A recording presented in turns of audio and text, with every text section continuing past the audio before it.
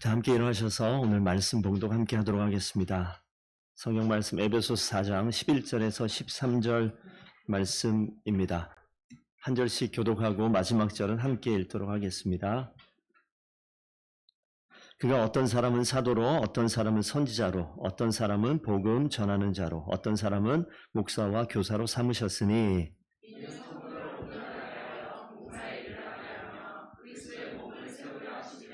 우리가 다 하나님의 아들을 함께 읽습니다. 우리가 다 하나님의 아들을 믿는 것과 아는 일에 하나가 되어 온전한 사람을 이루어 그리스도의 장성한 분량이 충만한 데까지 이르리니 아멘. 하나님 말씀입니다.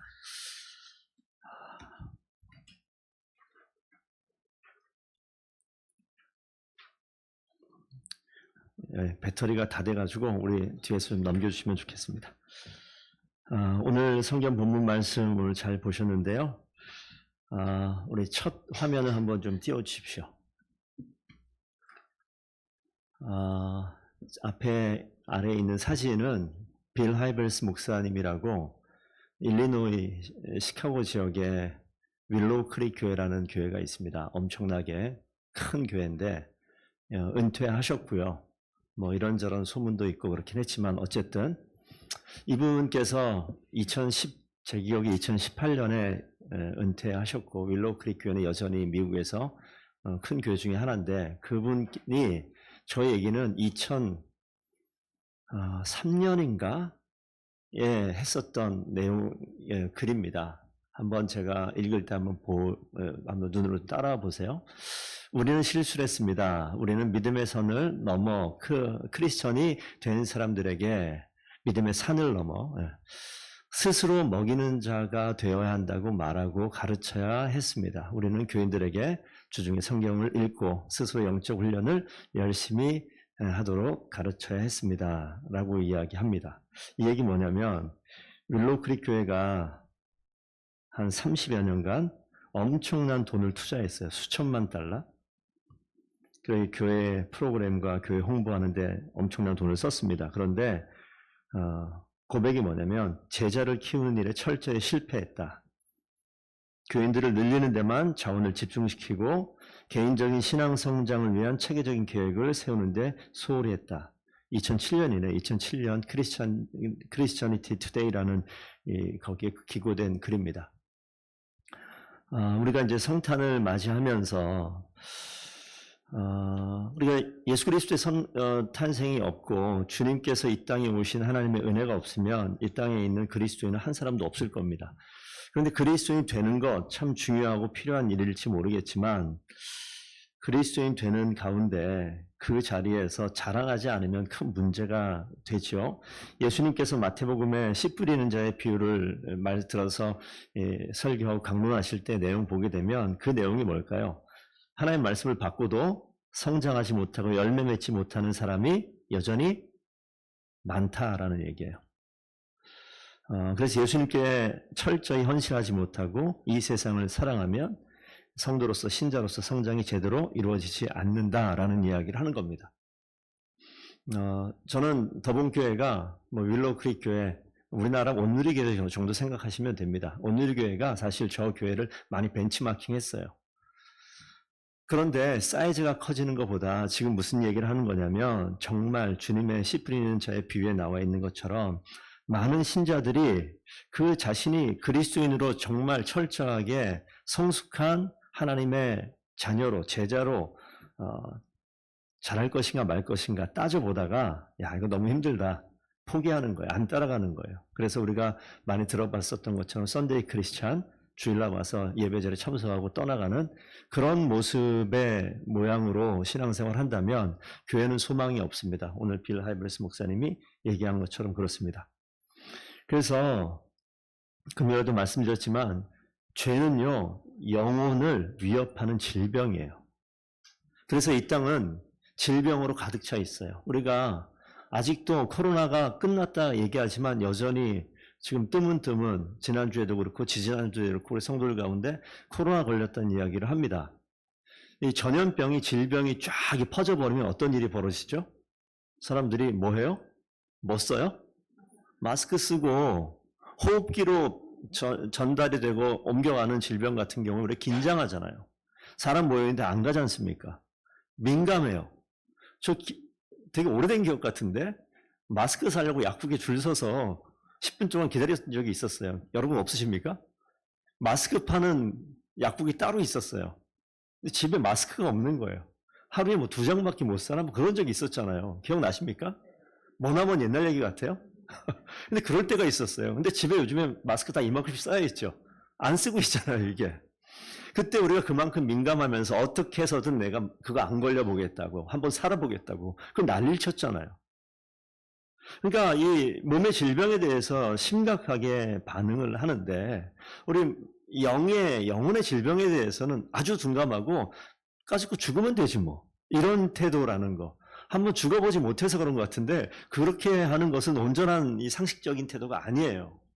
그래서 영혼을 위협하는 질병 가운데 백신이 있다면 뭐가 있을까요?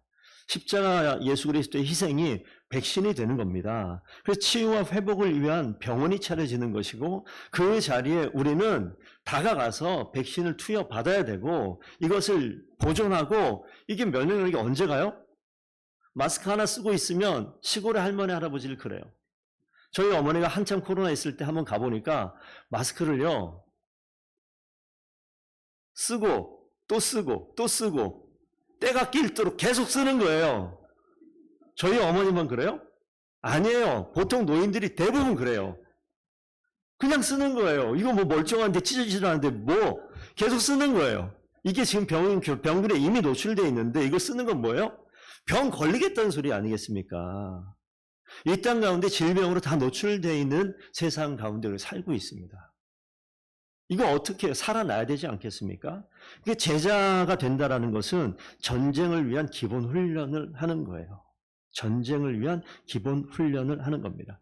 여러분들께서 찾아봤을 리 없겠지만 찾아보지도 못하겠지만 그리스도인 우리가 흔히 일반적으로 얘기할 때 크리스찬 이렇게 얘기하는 거 성경에는 그리스도인이라고 이제 표현이 되어져 있는데 복음서 예수님께서 말씀하신 거 말고 신약에 그리스도인이 몇 번 나올까요? 3번 나와요. 3번. 그 다음 화면을 좀 띄워주십시오. 그리스도인 3번 나오는데 사도행전 2번 나오고 베드로전서의 4장에 1번 나옵니다. 앞에 있는 그리스도인 2번은 우리가 이야기하는 이런 좋은 의미가 아니라 예수 믿는 자를 경멸하는 그런 의미로 쓰여져 있는 것이고 베드로전서 4장은 긍정적인 의미에 있어서 정말 성숙한 그리스도를 이야기하는 그런 모습으로 나타납니다. 자, 그리스도인이 그 정도밖에 안 나타나요. 그런데 성경에 제자라는 단어가 얼마나 많이 나올까요? 거의 250번. 그러면 예수님께서 이 땅에 오셔서 복음서에 거의 집중되어 있습니다. 예수님이 오셔서 이야기하는 그 실제 제자를 불렀고 제자를 세웠고 이런 장면을 우리 기억하시잖아요. 예수님께서 관심이 있어 하는 것은 주님을 찾아온 사람들을 뭘 만든다? 제자 만드는 거예요. 제자 만드는 거예요. 그래서 우리 마태복음 맨 마지막 28장 19절 20절에 화면에 없습니다. 그러므로 너희는 모든 족속으로 제자를 삼아 아버지와 아들과 성령의 이름으로 세례를 베풀고 너에게 분부한 모든 것을 가르쳐 지키게 하라 라고 얘기했어요. 거기에 세례를 베풀고 거기 분부한 가르쳐 지키게 하라는 맨 마지막에 가르친다는 말을 헬라 원어로 보면 제자 만든다 이런 뜻이 그 가운데 있어요. 그래서 더본교회에서 양육을 하는 것도 어찌 보면 제자로서 훈련하기 위한 과정들. 그건 언제까지 가야 됩니까? 끝까지 가는 거예요. 우리가 뭐 풍삼기로 이렇게 하는데 집사님들 풍삼기 중에서 풍삼 시리즈 중에서 풍성삶의 기초 마지막 13주짜리 그거 끝나면 아싸 이제 끝났다. 아니라 평생 가는 거예요. 언제까지? 제가 죽을 때까지. 제가 어떻게 되기를 기대하시면 안 됩니다. 쭉 가는 거예요. 왜냐하면 주님께서 3년 사역하시는 동안 끝까지 가시다가 주님이 떠났으니까 끝이다? 이게 아니더라는 겁니다. 주님이 떠나가신 이후에 그 일을 누구에게 맡겨요? 그 다음 제자에게 맡겨요. 그래서 교회는요, 더본교회뿐만이 아니라 많은 교회가 경계하고 깨어 있어야 될 이유 중에 하나가 자칫 잘못하면 교회는 세상과 아주 가깝게 접해 있는 공간입니다. 그리고 그런 공동체예요. 그렇기 때문에 교회는요, 세상의 생각들이 끊임없이 들어와요. 다시 이야기합니다. 교회된 우리 성도들은 세상의 생각들이 우리 인생 가운데 끊임없이 찾아옵니다.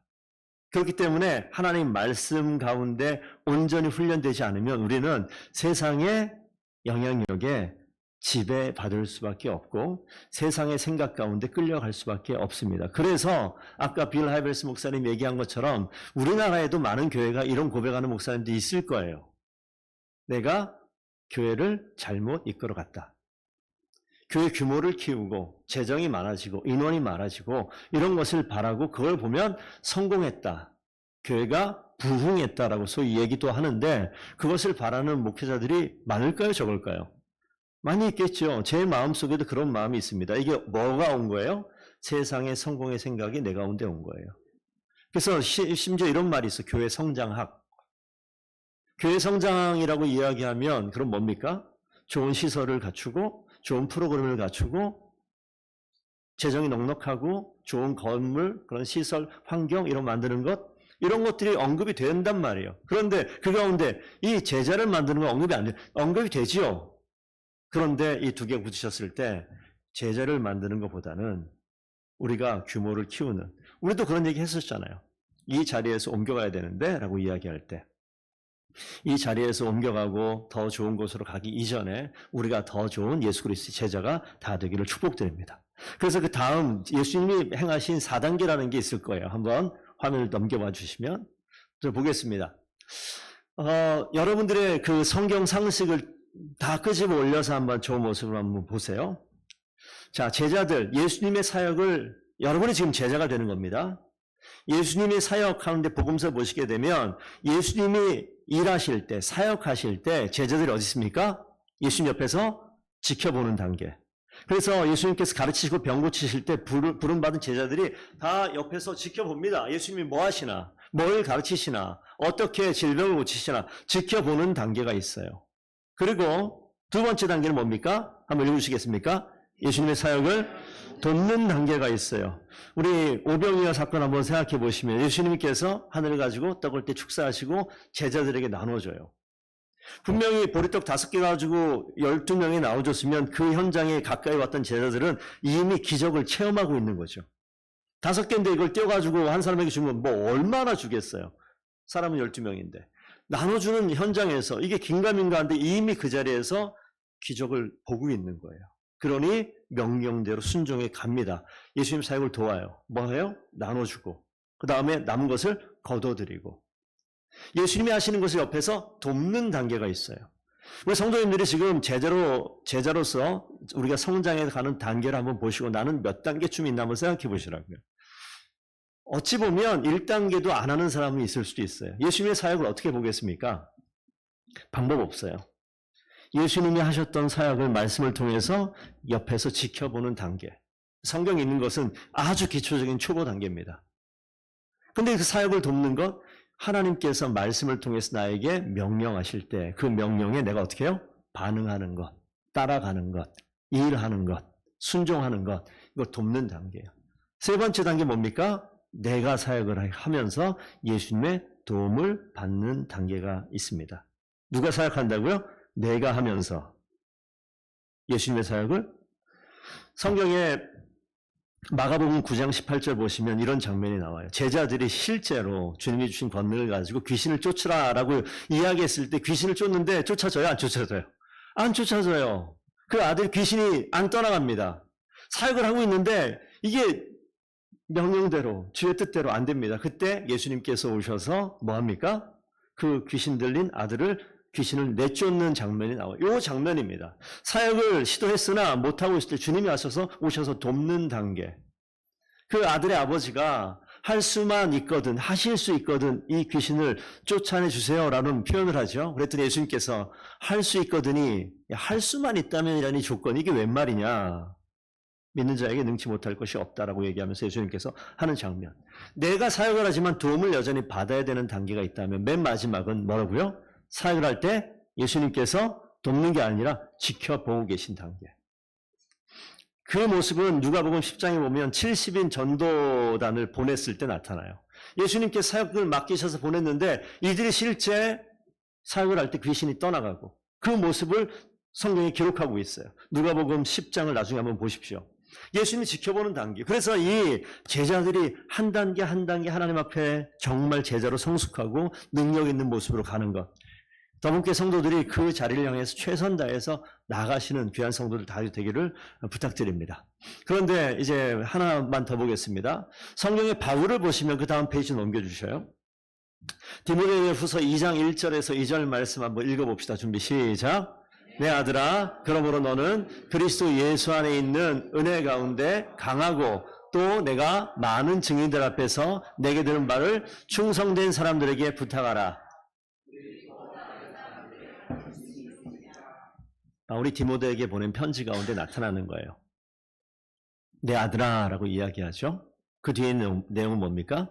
그리스도 예수의 안에 있는 은혜에 대해서 강하고 또 너는 많은 증인 앞에서 너가 들은 바를 가르치라 라고 이야기해요. 자, 저 꼭대기엔 지금 누가 있습니까? 바울. 바울이 누굴 가르쳐요? 지금 아들 디모데. 자, 바울이 디모데를. 디모데에게 지금 뭐라고 얘기하죠? 너는 충성스러운 그 다음 사람에게. 충성스러운 사람은 어디요? 또 다른 사람에게. 이게 제자를 세우는 예수님께 주신 명령 앞에 반응하는 바울이 오늘 가르쳐주는 세대에 걸친 이 제자를 만들어가는 이 모습입니다. 그러니까 저희가 지금 양육을 하고 있어요. 양육을 받고 그리고 이 양육이라는 어떤 교재를 가르치는 이런 정도의 것이 제자 훈련은 아니에요. 가르치는 자가 되려면 저기 뭐라고 표현되었지? 1절에 보니까 내 아들아, 아들아. 한번 이 단어를 놓고 조금만 생각해 보시면 의미가 너무 파악이 될 거예요. 디모데야 이렇게 얘기할 수 있잖아요. 근데 여기 뭐라고 표현했죠? 내 아들아. 우리 성도들 가운데 만약에 우리 앞에 있는 은성이가 내가 입양을 해서 내 아들이 되면 은성이는 그 집에서 나와서 우리 목사님하고 살아야 돼. 별로 원치 않는 눈빛이긴 하지만 그게 뭡니까? 내 아들 되면 내가 사는 자리가 바뀌어야 되는 거예요. 고아원에 있는 아이가 입양이 되어지면 더 이상 고아원에 있지 않습니다. 아들로서 나와 함께 사는 거예요. 오늘 바울이 디모데에게 아들아라고 이야기했을 때는 뭐예요? 이 친밀함을 느껴지십니까? 그럼 함께 있으면 어떻게 됩니까? 아버지가 무엇을 하는지 다 볼 수 있는 지근거리에 있게 되는 거예요. 가까이에서 보는 거예요. 본받을 만한 것도 보이겠지만 그렇지 않은 것도 볼 수 있는 그 자리에 있단 말이에요. 근데 바울이 지금 누구에게? 그 제자 아들 디모데에게 아들이라고 표현을 합니다. 그리고 내가 많은 증인 앞에서 내게 들은 바를, 나에게 들은 바를 아버지가 아들을 양육하는 거예요. 가르치는 거예요. 삶으로 보여주는 거예요. 예수님 한번 보세요. 예수님이 12제자 키울 때 풍산기 가지고 안 했어요. 옥하는 목사님 제자훈련 가지고 하지 않았어요. 다른 어떤 교회들이랑 디사이플십 무슨 어떤 자료들 가지고 그렇게 하지 않았습니다. 제자를 부른 이후에 같이 정말 아들보다 더 아들 같게, 자녀보다 더 자녀 같게 항상 붙어서.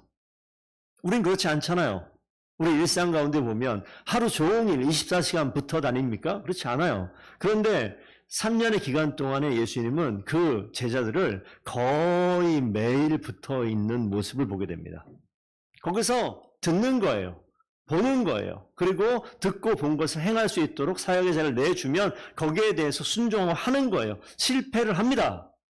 맡겼더니 성공했다가 아니에요. 맡겼더니 실패해서 능력 없는 그 가운데 비난을 받습니다. 그럼에도 불구하고 사역을 감당하죠. 주님께서 돕습니다. 끝에는 주님께서 스스로 일할 수 있게끔 세우시죠. 그 사람 중에 하나가 바울이에요. 그 사람 중에 하나가 디모데가 됩니다. 그리고 그 다음은 충성스러운 사자들로 사람들로 세워지고 그 사람들은 또 다른 사람들을 가르치는 장면에 등장을 하게 되어집니다.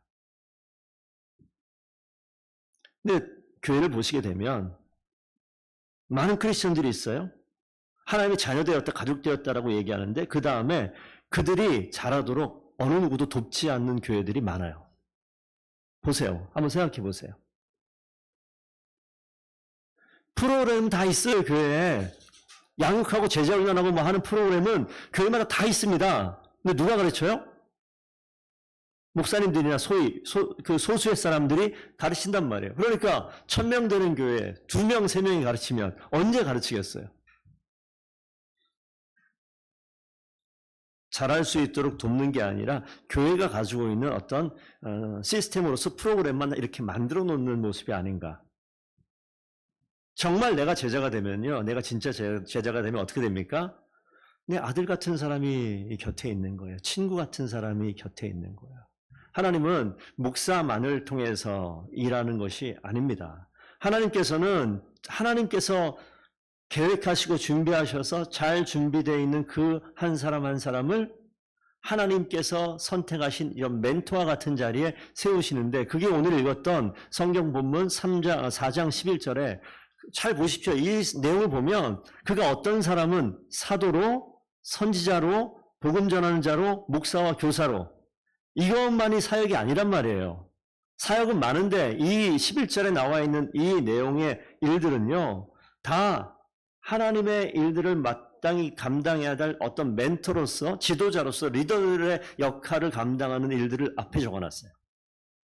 이 사람들 뭐 해야 됩니까? 예수님이 그러하셨듯이 우리도 예수님 닮아서 내 삶을 통하여, 내 인생을 통하여 나를 따르는 이 그 다음 세대를 온전히 세우고 생명으로 주님 하신 것처럼 그냥 보여주는 거예요.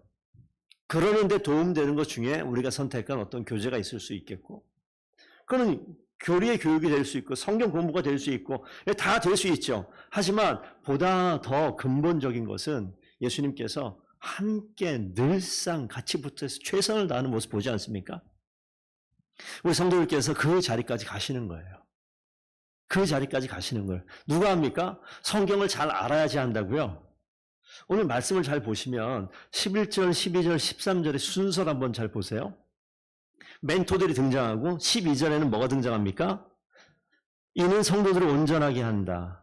근데 이 말 때문에 좀 그래요. 영어 성경을 보거나 다른 성경을 보시게 되면 12절 말씀은 성도들을 온전하게 하여 봉사일을 하게 한다. 붙어있는 것 같죠? 마치 온전하게 되면 봉사하는 것처럼 나와 있죠.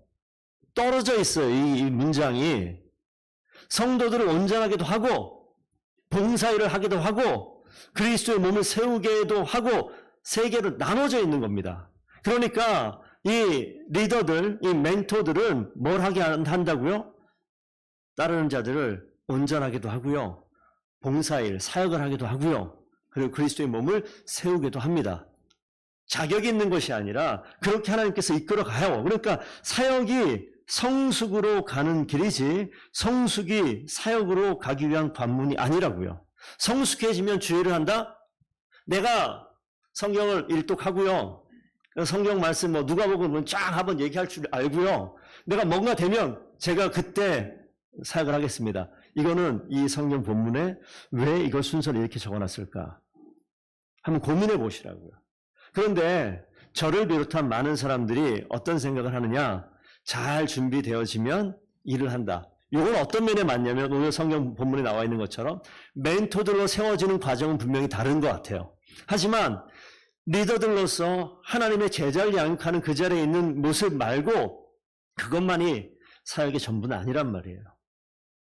오늘 우리가 헌신하고 봉사하고 이 대표기도 하시는 성도들께서 늘 기도할 때마다 보이지 않는 곳에서 늘 애쓰고 봉사하시는 그 가운데는 목사도 포함되고 그 가운데는 목사는 빼야겠네요. 늘 보이니까. 보이지 않는 곳에서 일하는 분들 많이 있잖아요. 여러분들 몇 시에 오십니까? 제발 부탁인데 지각하시면 교회에서 제명을 시킬까요? 강력하게 말씀을 드립니다. 부끄러워하셔야 돼요. 봉사하는 분들은요, 10시에도 오고요, 그 전에도 오고요. 그리고 많은 시간을 투자하고 애를 쓰고 노력을 합니다. 그거는 봉사하는 사람들만을 위한 어떤 책임이 아니에요. 주님께서 우리를 그 자리에 주께서 주신 말씀 앞에 순종하며 나아가는 거죠. 그 13절에 뭐라고 써 있습니까? 우리가, 그 다음 한 글자 읽어주세요. 우리가 다, 고구마 읽으세요. 우리가 다, 영어로 all, 다. 누가 사역합니까? 누가 봉사합니까? 누가 그리스도의 몸된 지체로서 그리스도의 몸을 세웁니까? 누구요? 다. 제일 막내 희민이부터. 희민이가 엄청난 일 하는 것 같지 않아요? 저 앞에 딱 혼자 죽치고 딱 앉아있으면 사람들이 그냥 아무 표정 없이 들어오던 그 사람들이 모든 사람이 웃으면서 들어와요. 엄청난 일을 그 어린아이가 하고 있다. 제가 앉아있어 보세요. 그냥 웃지 않고 대충 인사하고 지나간단 말이에요. 저보다 더 엄청난 일을 누가 해요? 그 아이가 해요. 어제 연탄 봉사를 했습니다. 제일 어린 태나가 갔어요. 별일 안 했어요. 제 옆에 앉아서 목사님 뭐예요? 목사님 뭐예요? 왜냐면 별로 일을 안 시키더라고요. 이게 지게를 지고 막 해야 되는 일이다 보니까. 근데 마지막엔 이거 메고 인증샷까지 찍어놓은 것 같은데 동네 아저씨가 야, 너 잠깐 사진 좀 찍자. 좀 가만히 좀 있어봐라. 근데 뭔 소리 하나 옆에 가다가 우연히 그 타이밍이 딱 겹친 거예요. 야, 진짜 너 아유, 야 그만해. 잠깐 사진 좀 찍을게. 잠깐만 있어봐. 우리 손녀한테 보내야겠다. 이 어린아이가 이렇게 봉사하는데 이거 좀 배우라고 내가 사진 찍어서 우리 손녀한테 보내야겠다. 여러분, 아무런 능력이 없어 보이고 자질도 없어 보이는 그 사람이 봉사하는 그 순간에 사람들은 어떻게 볼지 모르겠지만 하나님께서는 그 가운데 엄청난 일을 하실 줄로 믿습니다. 그렇기 때문에 여기 보면 우리가 지금 다 사도가 되고 선지자가 되고 복음 전하는 자가 되고 목사가 되고 교사가 되라라는 것이 아니에요. 이런 역할을 하는 사람도 있지만 근데 우리가 자칫 잘못하면 야 주의 사역을 한다 그러면 잘 준비돼서 이런 멘토 역할을 하는 사람으로 다 세워져야 된다? 아니요. 사역을 하는 가운데 하나님께서 어떻게 됩니까? 우리가 다 하나님의 아들을 믿는 것과 아는 일에 하나가 되어 어떻게 됩니까? 온전한 사람을 이루어 어디까지 가요? 그리스도의 장성한 분량이 충만한 데까지 가는데 장성한 분량이 충만한 데까지 이른다고 얘기하잖아요. 장성한 분량이 충만한 데까지 장성했기 때문에 이런 일을 하는 게 아니라 사역을 하는 가운데 주께서 맡기신 일을 감당하는 가운데 어떻게 됩니까? 장성한 분량, 믿음이 장성한 데까지 자라간다. 그러면 그 사람이 어떤 사람은 사도가 될 수 있죠. 어떤 사람은 교사가 될 수 있죠. 어떤 사람은 그거 아니라 다른 사역을 감당할 수 있어요. 거의 4주째 PPT 할 사람 오십시오. 할 사람 오십시오. 그러면 10시 오셔야 돼요. 1시간 빨리 일어나야 돼요. 귀찮죠. 알잖아요. 교회 다 오래 다녀봤으니까. 한 번 들어가면 못 나온다. 절대 내가 안 들어가리라. 목사님 2달짜리면 제가 한번 해볼게요. 하지만 이거 언제 나올지 모르는데 이걸 내가 해야 되나 말아야 되나. 이런 생각을 왜 안 하겠습니까? 그런데 신앙생활을 평생 하듯이 평생 하진 않아요. 내가 그 자리를 채우고 내가 그 역할을 감당하고 조금 시간 지나면 누가 합니까?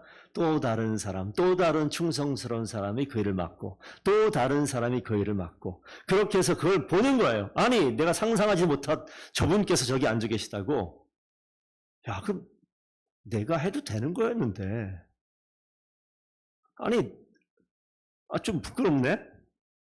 내가 믿음 생활도 훨씬 더 오래 했고 도전도 되고요. 힘도 되고요. 격려도 되고요. 그렇게 나아가는 겁니다. 그래서 사역을 하는 가운데 성숙한 길로 그리스도의 장성한 분량이 충만한 데까지 되어져 가는 것이 있어요. 그래서 제가 설교 시간을 빌어서 사실 저희 교회는 나이대가 그렇게 많은 건 아닌 것 같아요. 따지고 보니까 69년, 68년 이분들이 제일 꼭대기에 있는 나이에 속해 있는 부분에 있더라고요. 그래서 거기에 있는 남자 집사님 4분이 저하고 양육을 하잖아요. 첫 걸음이 끝난 다음에 우리 식사하면서 제가 얘기했어요. 너무 감사하다. 진짜 고마워서 여기서 얘기하는 거예요. 쉽지 않아요. 50대 중반 그 이상을 지나가는 나이에 직장에서 한참 많이 스트레스 받고 책임져야 될 일들도 있고 사업을 하자면 엄청난 책임감이 어깨에 무게가 이만저만 할지 않을 텐데 그런 상황 속에서 시간을 내는 거예요. 근데 이것이 저는 인간적인 마음에 칭찬하지만 주님께서는요. 야, 더 열심히 하라고 얘기할 거예요. 더 열심히 해. 어디로 갑니까? 주님께서 원하시는 그리스도의 장성한 분량이 충만한 데까지 가게 될 때, 우리 그 집사님들 통하여서 또 다른 충성스러운 사람들이 반드시 세워질 줄로 믿습니다. 또 그러면 또 다른 사람들도 세워나가는 거예요. 한번 생각해 보세요. 예수님께서 3년 동안 사역한 다음에 남겨져 있는 사람이 몇 명인 것 같아요? 몇 명 교회를 만들어 놓으셨을까요? 성경에 나오는데. 3년 동안 엄청난 일을 하셨잖아요. 5,000명 장정을 먹이는 일도 했고 그 모든 사역을 감당했는데 예수님 부활 승천한 다음에 이 땅에 있는 교회는 인원이 몇 명이에요? 120명. 나머지는 어디 갔어요? 그러니까 예수님께서 만들어 놓은 맨 마지막 교회가 120명. 그래서 제가 이번 설교 준비하다가 이거를 기도를 해야 되나 말아야 되나. 하나님, 저는 120명 교회를 이렇게 얘기를 해야 되나? 그런데 한편 마음속에 뭐가 있습니까? 그거보다 더 커야 되는 거 아닌가? 그리고 제가 솔직하게 말씀드리는 거예요. 그러니까 목사의 마음속에 아까 말씀드렸죠. 성경을 하나의 말씀을 보면서도 동시에 뭐가 있어요? 세상의 성공이라는 것이 같이 있어요. 이왕 많아지면 120명보다 300명이 낫지 않아요? 기도원의 300용사 어때요? 그것도 성경에 나온 숫자니까. 뭐라고 이렇게 맞춰서 이렇게 얘기하는데 한번 보시라고요. 숫자가 중요한 게 아니라 뭘 바라보라고요? 이 시작의 모습, 예수님 하신 모습을 바라보자고요. 우리가 조금 부족하고 내가 아직 준비가 되어 있지 않은 모습이 있다 하더라도 괜찮습니다. 예수님이 제자를 부를 때 맨 처음에 어떻게 불렀죠? 보고 테스트해서 불렀습니까? 그냥 무작위로 찍어서 부르는 것처럼 보이지 않으세요?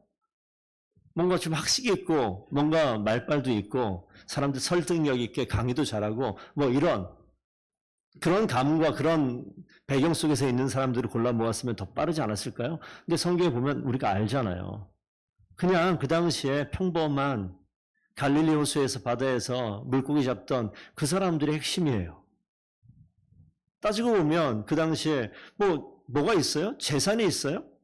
뭐 이렇게 뛰어나 보이진 않습니다. 그런데 주님께서 그런 평범한 사람들을 불러서 주의 일들을 감당하십니다. 저 또한 평범한 사람 중에 하나고 여기 계신 성도들께서도 우리가 이름나 있는 사람 아닌 것 같지 않습니까? 그런데 우리가 이름이 나고 우리가 주님 보시기에 칭찬받을 만한 이유가 하나 있다면 우리 가운데 우리가 영혼의 질병 가운데 헤맬 수 있는 이 자리에 우리의 백신이 되신 예수 그리스도, 우리를 살리는 생명 되신 그분이 우리 가운데 있음을 분명히 믿고 품었을 때 하나님께서 우리를 기쁘게 사용하시게 될 줄로 믿습니다. 그래서 그 모습으로 가는 거죠. 성숙은 사역을 통해서 이루어집니다. 사역이 성숙한 사람을 통해서 이루어지는 것이 아니라는 것을 꼭 기억해 주시기를 부탁드립니다. 오늘 설교 마무리하면서 돌아가신 분인데 한번 화면을 띄워봐 주시겠습니까? 제가 한참 공부할 때 되게 유명하신 분이었어요. 2013년 돌아가셨는데 하워드 핸드릭스라고 책도 찾아보면 엄청 많이 있습니다. 기독교 교육을 이야기하면 이 사람을 빼놓을 수 없는 그런 훌륭한 분인데 이분이 나를 성장시키는 세 가지 관계를 이야기했어요. 여러분 이걸 꼭 기억해 주시기를 부탁드립니다. 바울, 우리가 배울 수 있는 나이와 지혜가 더 많은 그런 사람. 그러니까 여러분들에게 바울이 꼭 있으셔야 돼요. 나에게 나보다 지혜가 더 많고 배울 수 있는 신앙에 어떤 영향이 있는 이런 분들과 관계 맺는 그 관계가 꼭 있으셔야 됩니다. 밖으로 얘기하면 좋은 믿음의 선배들이 있으셔야 된다는 거예요. 그게 없다면 찾으십시오. 그게 없다면 잠시나마 이 목사를 이 바울의 위치에 놓고 저와 친밀하게 지냈으면 좋겠습니다. 그리고 더 가깝게는 주변을 살펴셔서 나보다 나이도 많고 내가 인격적으로나 신앙적으로 섬기고 따라갈 수 있을 만한 사람을 찾으세요. 그리고 그분과 친하게 지내세요. 반드시 필요합니다. 두 번째, 바나바는 누구냐면 함께 가르치고 격려하고 잘하고 있는지 점검해 줄 수 있는 친구 같은 사람이에요. 동등한 입장에서 나를 이 위에 있는 멘토가 아니라 내 친구와 같은 신앙의 동역자라고 얘기할 수 있습니다. 혹시 그런 사람이 있습니까? 내 삶에 있어서 가까이 와서 내가 잘못하고 있을 때 책망도 해주고 잘하고 있는 모습 가까이 있으니까 칭찬도 해주고 위로하고 격려하는 그런 사람이 있습니까? 여러분 가운데는 여러분의 바나바가 반드시 필요해요. 첫 번째 누구라고요? 바울이 필요합니다. 두 번째 누가 필요해요? 바나가 필요해요. 세 번째, 디모데가 필요해요. 내가 투자하고 내가 가르치고 내가 도와주고 내가 세워나가는 젊은 내 다음 세대가 되는 디모데가 필요해요. 저는 이게 너무너무 맞았습니다. 우리 성도들이 관계 가운데 나만 신앙생활 잘하면 되지, 나만 말씀 보고 은혜 받으면 되지, 이거는 정말 잘못된 생각이에요. 정말 잘못된 생각입니다. 그래가지고 신앙생활 잘하는 사람 못 봤어요. 아주 외골수가 되고요. 주의 명령, 말씀의 명령과도 전혀 배치되어지는 엉뚱한 소리입니다. 반드시 신앙생활을 하나님 앞에서 하나님 보시기에 온전한 그런 제자로서 나가기 위해서는 내가 본받을 만한 신앙 인격이 있는 신앙의 선배와 친밀한 관계에 맺는 그 사람이 있는가? 없으시면 반드시 만드십시오. 아무리 둘러봐도 없으면 저에게 찾아오세요. 두 번째, 바나바가 꼭 필요합니다. 함께 그냥 일상을 사는 어떤 그냥 우리 자녀를 키우거나 어떤 정보력을 가지고 그냥 함께 수다 떨 수 있는 그런 친구 말고요. 내 신앙에 대해서 정말 긍휼히 여기고 사랑하는 마음을 가지고 격려하고 위로하고 도와줄 수 있는 믿음의 동역자, 이런 친구가 꼭 있으셔야 돼요. 여러분 부부가 신앙생활 같이 하신다면 부부가 서로 피차 바나바가 되셨으면 좋겠습니다. 그리고 여러분이 그 자리에 나만 얻고 누리는 것이 아니라 제자는요, 더 충성스러운 사람, 또 다른 제자를 만들어내는 것처럼 여러분의 디모데가 있으셔야 돼요. 여러분의 관심을 가지고 이 학생이, 이 집사님이, 이 성도가 신앙생활 잘했으면 좋겠는데 살피면서 내 모든 삶을, 내 모든 시간을 투자해 가면서 위로하고 격려하는 사람, 그런 사람이 여러분들에게 있으셔야 됩니다. 여러분 과연 바울이 있습니까? 디모데가 있습니까? 바나바는 있습니까? 생각해 보셔요. 교회가 그런 모습이 되어져 가면요, 교회는 엄청나게 강력해집니다. 다본교회가 그런 모습으로 잘 세워져 나가는 하나님의 몸된 교회 되기를 원합니다. 모든 성도들께서 이번 한 주간 정말 내가 제자로서 어떻게 돼야 되는가 깊이 고민해 보시고 2025년을 준비하면서 여러분들이 이전과는 또 다른 성장하고 성숙해 나가는 귀한 한 해가 되기를 축복드립니다. 기도하겠습니다. 아버지 하나님 감사드립니다. 하나님, 주님 맡겨주신 귀한 사역을 잘 감당하며 성숙해지고 그리스도의 장성한 분량이 충만한 데까지 자라나가는 귀한 더본교회 모든 성도들 되게 하여 주시옵소서.